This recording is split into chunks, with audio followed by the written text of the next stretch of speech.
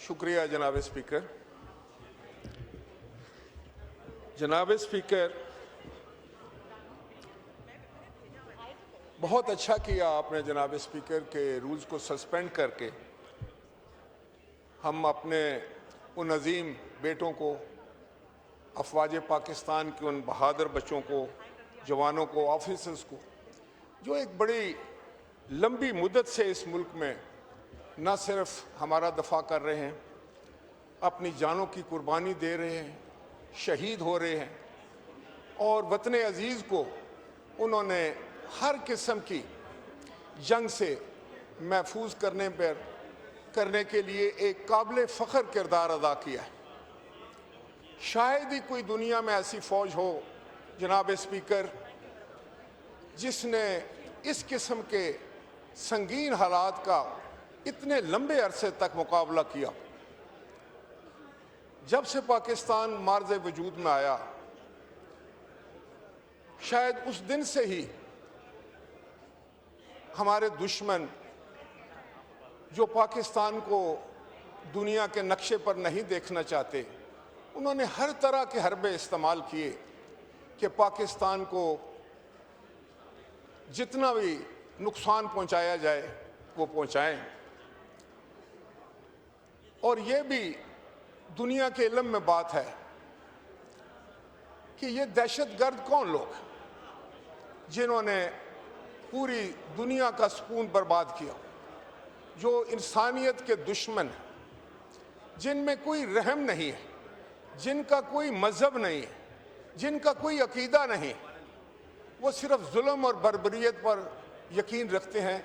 मरने वाले को ये पता नहीं होता कि मुझे क्यों मारा है, मेरा कसूर क्या है, और मारने वाला उसको जानता भी नहीं है कि ये कौन है जिसको मैंने मार के रख दी। इस तरह ये दहशतगर्दी की लहर जो है हमारे मुल्क में कई दहाइयों से जो है जारी और सारी है। इसको रोकने के लिए, इसके आगे बंद बांधने के लिए अफवाज पाकिस्तान के अजीम और बहादुर बेटों ने जिस हिम्मत के साथ, जिस इस्तक़लाल के साथ, जिस जुर्रत और बहादुरी के साथ इनका मुकाबला किया, ये भी तारीख़ में मेरा ख्याल है एक नए बाब का इजाफ़ा होगा कि पाकिस्तान की फ़ौज, पाकिस्तान की पुलिस, पाकिस्तान की सिक्योरिटी एजेंसीज़ और पाकिस्तान के बहादुर अवाम ने अपने सीने पर ज़ख्म तो सहे, बेशुमार कुर्बानियाँ दी, हज़ारों की तादाद में शोधा की तादाद चली जाती है। जनाब स्पीकर, असल हकीकत यह है कि हम ये जंग पूरी दुनिया की जंग है जो हम लड़ रहे हैं, और ये पूरी दुनिया अगर आज महफूज है तो इसलिए कि इस जंग के, इस दहशतगर्दी के तमाम तर ज़ख्म जो हैं वो पाकिस्तान की कौम ने अपने सीने पर सहे। आप देखें, ये पिछले अगर आप चंद सालों का ही तजिया कर लें तो आपके सामने ये हकीकत वाज़िया होकर आ जाएगी कि इसके पीछे कौन है। और मैं समझता हूँ कि बहुत अच्छा किया हमने। पहले हम कहा करते थे कि खारजी या कोई बैरूनी हाथ, लेकिन जो भी दहशतगर्दी पाकिस्तान में हो रही है उसके पीछे 100% हिंदुस्तान का हाथ होता है। अभी कल की तो बात आप देखें कि किस तरह हिंदुस्तान में एक दहशतगर्दी का बहाना बनाकर पाकिस्तान को बदनाम करने की कोशिश की गई, पाकिस्तान पर हमला आवर हुए और पाकिस्तान के निहत्थे और मासूम शहरियों को कत्ल किया, शहीद किया।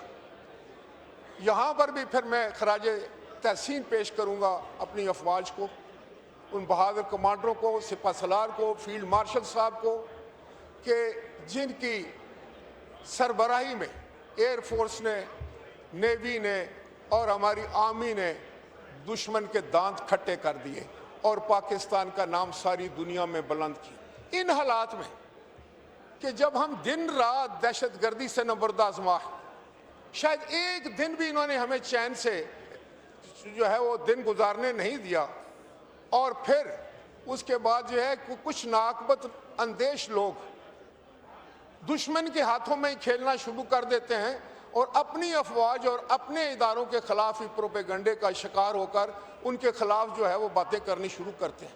उनको नहीं पता कि हम लोग जो रात को आराम से सोते हैं, यही हमारे बेटे जो हैं उस वक़्त जाग रहे होते हैं, अपनी जानों की कुर्बानी दे रहे होते हैं। आज आप, मेरा तल्लक पोठवार से है, तहसील गुजर खान से है। इस तहसील के सीने पे 2 निशाने हैदर सजे हुए हैं।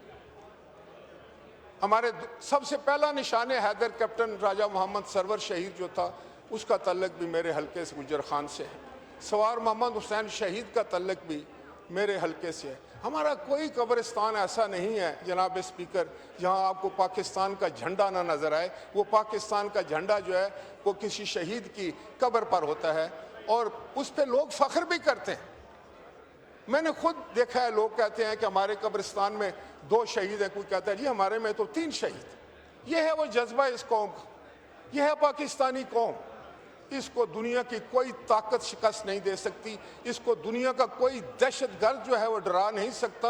और मुझे यकीन है इंशाअल्लाह ताला कि अगर हम पूरी कौम बहसीत कौम एक होकर, छोटे छोटे इख्तलाफात होंगे, सियासी इख्तलाफात होंगे, 100 किस्म के इख्तलाफात होंगे, लेकिन इस बात पर कोई इख्तलाफ नहीं है कि जब पाकिस्तान की सिक्योरिटी की बात हो, जब पाकिस्तान की बात हो तो हम सब एक हैं। खाए हमारा तल्लक किसी जमात से है, किसी मजहब से है, किसी अकीदे से है, किसी ज़बान से है।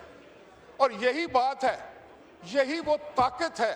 जब वो ताकत लेकर हम अपनी बहादुर अफवाज के पीछे खड़े होते हैं तो दुनिया की कोई ताकत, दुनिया की कोई फौज, दुनिया का कोई दहशतगर्द जो है फिर हमें ज़ेर नहीं कर सकता। तो मेरी ये दुआ है कि परवरदिगार इस मुल्क की सलामती के लिए, इस मुल्क की हिफाजत के लिए हमें यह तौफीक दे कि हम अपने तमाम तर इख्तलाफात भुलाकर, जिस वक़्त पाकिस्तान के दफा की बात हो, पाकिस्तान की सलामती की बात हो, तो हम सब एक हों, हम ज़बान हों और एक ताकत बनकर हम अपने दुश्मन का मुकाबला करें। आपके इल्म में आया होगा, अभी भी हमारा दुश्मन जो है उसने सीज फायर तो किया है, लेकिन जंग शायद बंद नहीं की, वो अपने छावनियों में वापस नहीं गई। अभी हम उनकी अफवाज जो है हमारे बॉर्डर्स पर मौजूद है। और इसी तरह अल्लाह की मेहरबानी से आज हमारे अफवाज पाकिस्तान जो हैं वो भी मुस्तैद हैं, वो भी एक एक चीज़ पर नज़र रखे हुए हैं। और हिंदुस्तान को इस बात का इल्म होना चाहिए कि ये 25 करोड़ के 25 करोड़ लोग जो हैं, अगर इनके मुल्क की तरफ तुमने मैली आंख से देखा, बदनीति से देखा, हमला आवर होने की कोशिश की, तो ये इंशाअल्लाह ताला तुम्हें तबाह बर्बाद करके रख देंगे। हमारी फौज जो है वो 8 लाख या 10 लाख नहीं है, वो 25 करोड़ है। तो उनके पीछे हम खड़े हैं, वो हमारे बेटे हैं, वो हमारे बच्चे हैं। और उनका जब खून बहता है इस वतन के ऊपर तो ये वतन जो है और मजबूत होकर जो है वो मजबूत से मजबूत तर होता है। और दुश्मन को इस बात का 100% इल्म होना चाहिए कि पाकिस्तान की तरफ बद नजरी से, बदनीति से और मैली आंख से देखना जो है उसको बहुत महंगा पड़ेगा, जिसका नमूना जो है वो 4 दिन में उसने देख लिया। पूरी दुनिया पर यह वाज़िया हो गया है कि पाकिस्तान की अफवाज जो है वो बहुत ही बहादुर फौज है, प्रोफेशनल फौज है, अमन पर यकीन रखने वाली फौज है। लेकिन अगर उस पर जंग थोपी जाए तो बड़े बेजिगरी से लड़ते हैं। और पाकिस्तानी कौम के 25 करोड़ लोग जो हैं मर्दो ज़न अपनी बहादुर फौज के पीछे खड़े हैं। बहुत शुक्रिया जनाब वाला।